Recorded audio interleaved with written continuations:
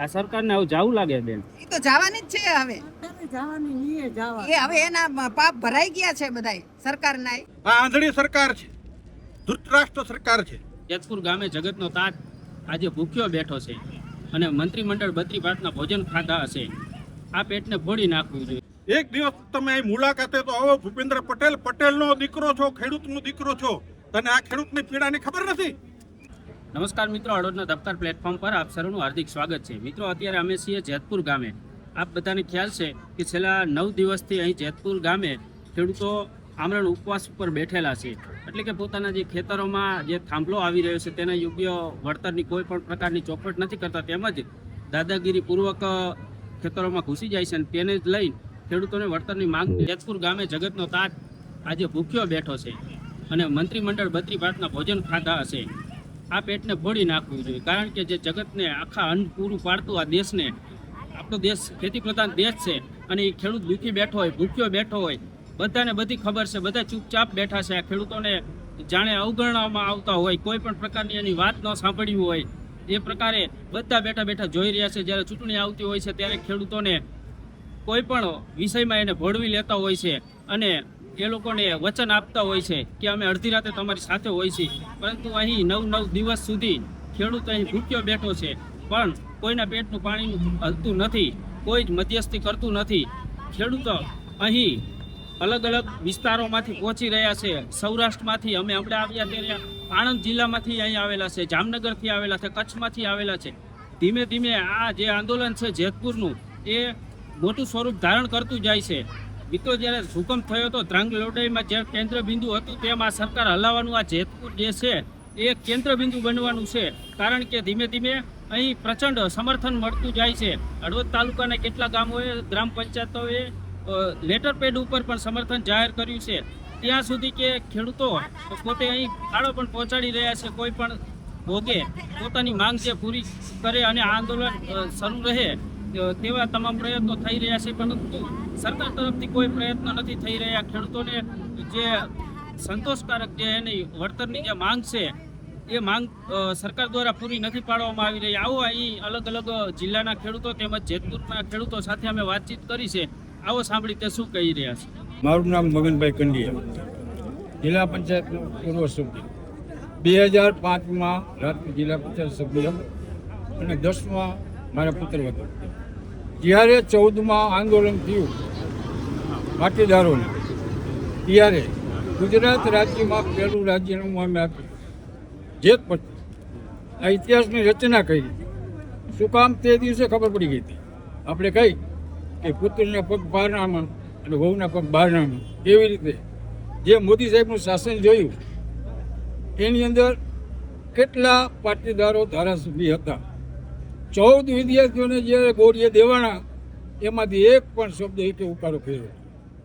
અને આજની તારીખમાં તમે નજરે જુઓ, કોઈ પણ ધારાસભ્ય હોય કે સંસદ સભ્ય હોય, પ્રવચન કરવા ઊભો થાય એટલે પહેલા 2 લીટી મોદી સાહેબની બોલી, માનનીય વડાપ્રધાન, મુખ્યમંત્રી, વડાપ્રધાન, આ 2 લીટી ફરજિયાત બોલવી પડે. જો ન બોલે તો હાસ્યમાં તો કરે.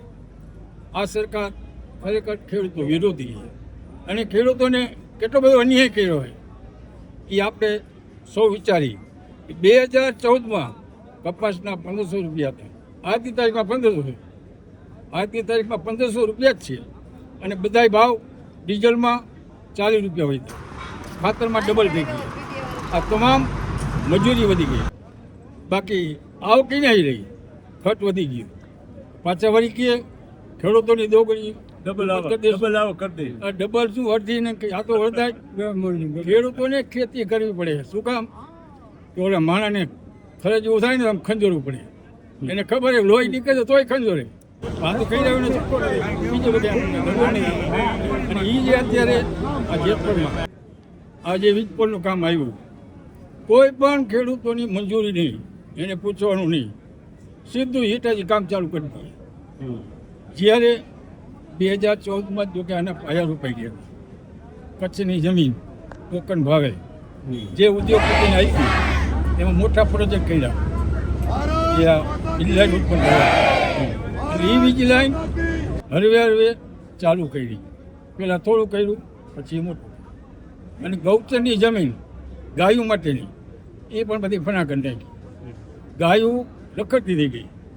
શહેરની અંદર ગામડાની અંદર કચરો એઠવાડા ખાતા થઈ ગઈ. આ એને પાપ કર્યું અને હવે ખેડૂતો અત્યાચાર થાય. આ કોઈ દી ચલાવી લેવાય નહીં. આના માટે એક સંગઠન થઈ અને ફરજિયાત લડવું જ પડશે અને એને પાછી કરવી જ પડશે. હંમેશા સત્યની જય થાય. તમે અહીંના સ્થાનિક છો તો અહીં સિવાયના કયા કયા વિસ્તારના ખેડૂતોનું તમને સમર્થન મળી રહ્યું? લગભગ આજુબાજુના ગામડા ઓછામાં 150 ઉપરના ગામ પાકે. રક્તદાનનો કેમ્પ હોય કોઈ પણ અમે અહીંયાથી આદેશ કરી તરત જ એનો અમલ થઈ જાય. કાલની તારીખમાં કેટલી બસો હોય એની કલ્પના નથી. દરેક ગામથી જેને જેને જાણ મળે બધા જિલ્લાના આવી જાય. બધા જિલ્લાના તો ટૂંકમાં ધીમે ધીમે આ મોટું સ્વરૂપ ધારણ કરતું જાય છે. મોટું સ્વરૂપ ધારણ કરશે. અને આ સિવાય આજે રાપરના બ્રજવાટિકાથી જે લાલજી દેસાઈ પછી પાલામલિયા એ પગપાળા અહીંયાથી ચાલુ થાય અને દ્વારકા ધજા ચડાવો. આ સરકારની આંખ ઉગડશે. આ સિવાય ઉત્તર ગુજરાતમાં પણ એવો કાર્યક્રમ છે. આખું ગુજરાત હળગશે. એ પાકું વહેલા સમજી જાય તો સારું છે. પરિણામ તો ખરાબ જ છે. આજે અમે જેતપર ખાતે જે જીઈબી અને ખાનગી કંપનીઓ તરફથી જેતપરના ખેડૂતો, જેતપર માત્ર નહીં, જેતપરના આજુબાજુના અને સૌરાષ્ટ્રભરના ખેડૂતોને જે ખેતીને નુકસાન થાય એવી રીતે થાંભલા, વીજ પોલ નાખવામાં આવ્યા છે ખેડૂતોની મંજૂરી વગર. અને એને કારણે આ જાગૃત એવા જેતપર ગામે છેલ્લા 10 દિવસથી આંદોલનની શરૂઆત કરી છે. એ આંદોલનને સમર્થન આપવા માટે અમે પડધરી તાલુકાના વાળા ગામના આગેવાન અમારા અશ્વિનભાઈ સરપંચશ્રી છે, છગનભાઈ મંડળીના પ્રમુખશ્રી છે, અમારા ગોવિંદભાઈ માજી સરપંચશ્રી છે અને બીજા બધા આગેવાનો ભરતભાઈ છે. એ બધા આવ્યા છીએ. અમારો આ આંદોલનને સંપૂર્ણ ટેકો છે. નહીં પણ જ્યારે જ્યારે કંઈ જરૂર પડે તો આ ખંભાળા ગામ અને આજુબાજુના ઢોકડિયા જે બાવનજી બાપાનું ગામ કહેવાય એના સંતાનોને એના તરફથી પણ અમને કહ્યું છે. એટલે સાથે મેં મંડળીની અને પંચાયતને સપોર્ટનો પત્ર પણ લઈને આવ્યા છીએ. આ તકે મારે એમ કહેવું છે, આ આંધળી સરકાર છે, ધૃતરાષ્ટ્ર સરકાર છે. દુર્યોધન શું પાપ કરતો તે જાણ હોવા છતાં પણ એ અંધ ભક્તને કારણે આજે આ સરકારને એવી દશા છે. દુર્યોધનને જ્યારે કૃષ્ણ ભગવાન અનેક વખત સમજાવવા ગયા કે ભાઈ યુદ્ધ કરવામાં મજા નથી, 5 ગામ આપો, પણ એને એમ કીધું કે એક સોયની નાકા જેટલી પણ જમીન નથી આપવી. ખૂબ કૃષ્ણ ભગવાન સમજાવે છે છતાં સમજતા નથી. ત્યારે દુર્યોધન એમ કે છે કે જાનામી મેં ધર્મ ન પ્રવૃત્ત છો, જાનામી મેં અધર્મ ન નિવૃત્ત છો. હે ભગવાન, હું બધું જાણું છું પણ હું પ્રવૃત્ત થઈ શકતો નથી. પાપ શું છે, અધર્મ શું છે મને ખબર છે, છતાં હું નિવૃત્ત થઈ શકતો નથી. એવી દશા આજ ગુજરાત સરકારની છે. એટલે ખબર છે ખેડૂતો દુઃખી છે. કોકની મિલકતમાં તમે 1 મિનિટ મારો તો ગાદી છોડો, તમારી ગાદી છોડો તો ખરા. એક દિવસ તમે અહીં મુલાકાતે તો આવો. ભૂપેન્દ્ર પટેલનો દીકરો છો, ખેડૂતનો દીકરો છો અને આ ખેડૂતની પીડાની ખબર નથી. એટલે આજે હું ગુજરાત સરકારને વિનંતી કરું છું. પાયાનો ભાજપનો કાર્યકર છું, RSSનો કાર્યકર છું, પણ આજે મારી વ્યથા બોલે છે ખેડૂત તરફથી કે તમે આ ખેડૂતની વ્યથા સમજો.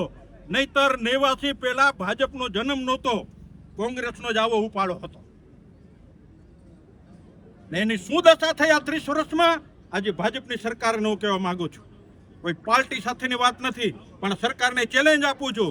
આ જેતપરની એવી ભૂમિ છે, આ મોરબીની ભૂમિ છે કે 75માં જે નવનિર્માણ આંદોલનની જે શરૂઆત થઈ મોરબીની એલી કોલેજમાંથી થઈ. આ જેતપરની જો આગળ વધશે ને તો ગુજરાત સરકારને જવાબ આપવો ઘણું કઠિન થઈ જશે. એટલે મહેરબાની કરીને જાગી જાય ગુજરાત સરકાર. મારો સંદેશો પહોંચાડું છું કે ભૂપેન્દ્રભાઈ, તમે માત્ર હર્ષ સંઘવી કેમ કરોમાં, તમે પણ ખેડૂતના દીકરા છો, ખેડૂતની વ્યથા અને પીડા જાણો. તમારા અધિકારીઓને તમે કંઈ છતાં આપેલ ને તો તમે અહીં વાટાઘાટ કરવા મોકલો. ખેડૂતની જે માગણી છે, આંદોલનકારોની જે માગણી છે એ તમે તાત્કાલિક સંતોષો. નહીતર તમે તમારે 89 પહેલાની અને માધવસિંહની સરકારની વખતની ખેડૂતો પર જે દુર્દશા થતી એ તમે કરવા બેઠા છો. તમે ખેડૂતના હિતેશુ નથી, દુશ્મન છો. આટલો જ મારે જે આ સંદેશો છે ગુજરાત સરકારને પહોંચાડો છે. જેતપુરની આ ભૂમિયા આ તકે મારા ખંભાળા ગામના જે મિત્રો સરપંચ, ઉપસરપંચ, માજી સરપંચ, મંડળીના પ્રમુખ આવ્યો છે એનો સંપૂર્ણ ટેકો જાહેર કરીએ છીએ. મામલતદારો કે પીએસઆઈ, આઈએસ અધિકારી આ બધા કંપની હાટું ભરતી કરે કે અમારા ફરજા હાટું કરે એનો જવાબ આપો, બીજું કાંઈ નથી કહેવું. ઉપવાસ આંદોલન માટે આવ્યો છું. આની પહેલાં પણ અમે 2-3 દિવસ રાતે પણ આવ્યા છે. મારે એટલું જ કહેવાનું છે સરકારને કે જ્યારે 2008માં મંદીનો માહોલ આવ્યો હતો વિશ્વમાં, ત્યારે બધાય દેશને તકલીફ પડી. ભારત દેશને એની અસર સાવ ઓછી થઈ. એનું કારણ છે, એનું કારણ આપણો દેશ ખેતી પ્રધાન છે. ખેતીના કારણે આપણા દેશને એટલી અસર નહોતી થઈ જેની નોંધ વિશ્વના બધા દેશ મહાસત્તા અમેરિકાએ લીધી હતી કે આપણે આટલી તકલીફ પડે છે તો ભારતને કેમ નહીં. ત્યારે એને ખબર પડી કે ખેતીના કારણે આ દેશને એટલી તકલીફ નથી પડી.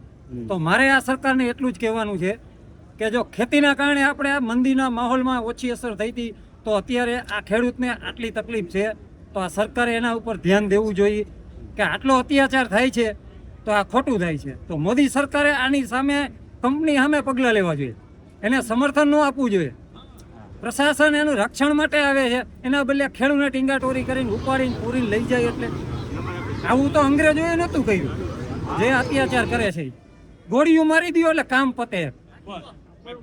બસ મારે એટલું જ કહેવાનું. બીજું બેન, યોગ્ય વળતરને લઈને ખેડૂતો છેલ્લા 9 દિવસથી અહીં ઉપવાસ પર બેઠા છે. હજી સુધીમાં સરકારે કોઈ જવાબ નથી આપ્યો, કોઈ સાંભળવા વાળું નથી. શું કહેશો? અમે આ સરકારી પાસે એ જ નમ્ર વિનંતી કરી છે કે આ ખેડૂતનો બદલો કાંઈક આપો તમે. આ ખેડૂત બિચારા 8-8 દિવસથી ઉપવાસ ઉપર ઉતરા છે તો એની સામું જોવો.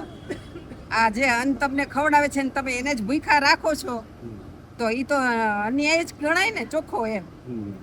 એ તો ન્યાય નો જ કહેવાય. અને તમારે ક્યાં ખિસ્સામાંથી કાઢવા છે? ખેડૂતને વળતર આપવાનું છે. એની જમીન અત્યારે છે, જે ભાવ હાલે છે એ જ માગે છે, બીજું વધારાનું તો ક્યાં માગે છે? ખેડૂત બધા હંપી જશે અને અનાજ નહીં ઉગાડે તો શું થશે દેશમાં? એ પરિસ્થિતિ તમે જોઈ કઈ અદાણીને કઈ તમારા થાળીમાં જ અનાજનો કોળિયો નહીં આવે તો શું કરશો? અને હું તો એ જ કહું છું કે ખેડૂત ભાઈઓ મિત્રોને કે અનાજ વાવોમાં તમારા કુટુંબ પૂરતું 2 વર્ષ વાવો અને પછી ભલે એ કરી લઈએ કે દુનિયાની અંદર કેવો અનાજ કોણ ઉગાડી શકે છે ખેડૂત સિવાય. ખેડૂત સિવાય તો અનાજ ખેડૂત સિવાય કોઈ અનાજ ઉગાડી ન કે આ તમે થાંભલા નાખી દો જમીન, કેવી રીતે ખેડૂત?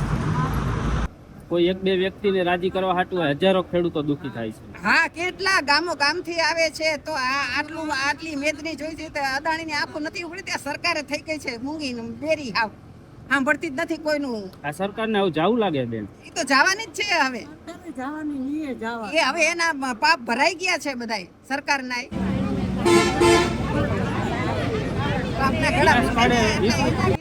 વિપરીત બુદ્ધિ એ તો ગમે હર કોઈનો કુદરતનો નિયમ જ છે. એની જઈએ ખુરશી જવાની હોય ને તો એને કઈ પૂછે જ નહીં. સાચું. મારું નામ સહદેવસિંહ દિલુભા, ગામ ગુડેલ, તાલુકો ખંભાત, જિલ્લો આણંદ. અમે આણંદથી આવ્યા છીએ. અમે લગભગ 10-15 જણા આવ્યા છીએ ખેડૂતના સમાધાનમાં. અને ગમે ત્યારે અમારી જરૂર પડશે, અમને ગમે ત્યારે બોલાવશે, અમે અહીંયા આગળ આવશું. અને હવે અમે તૈયાર છીએ. બીજું કે અમારા બાજુ ત્યાં લાઈન ચાલુ છે અને લાઈન નાખે છે એટલે એ કોઈનું સાંભળતા નથી કે ભાઈ અમે કહે ભાઈ તમે આ ના કરતો એ એમની મેં તો દાદાગીરી કરે છે, એમની કોઈ દાદાગીરી કરે. અમે એવું કહે ભાઈ ના તો પોલીસ બંદોબસ્ત લઈને આવે છે. હું પોતે જ મને 2 વખત પોલીસવાળા લઈ ગયા. હું એકલો હતો લડનાર, બાકી કોઈ હતું નહીં. આજુબાજુ ગામના બધા ભાઈ ભેગા થયા અને તોય હજુ કામ ચાલુ છે. કામ હજુ એ બંધ કરતા નથી અને કોઈ પણ વળતર આપવાની કોઈ પણ વાત ચર્ચા થતી નથી. એ કે જે આવશે તમને વળતર મળી જશે એવું કહીને અને જતા રહે. આપણે પૂછ્યું કે શું વળતર આપજો, કે તમને જે મળશે એ આપશું કે છે.